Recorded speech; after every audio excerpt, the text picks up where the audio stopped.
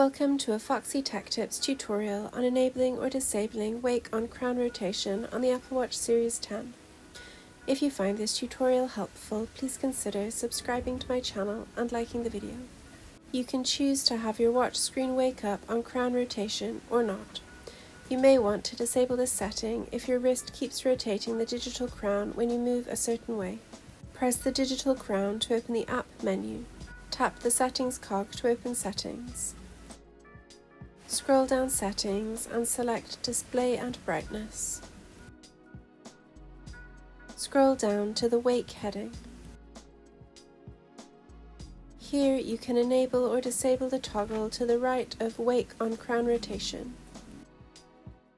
When the toggle is green, the setting is enabled, and your watch will wake up when you rotate the digital crown. When the toggle is grey, the setting is disabled. And that draws an end to this tutorial. Please like the video if you found it helpful and subscribe to Foxy Tech Tips for more Apple Watch tips and tricks.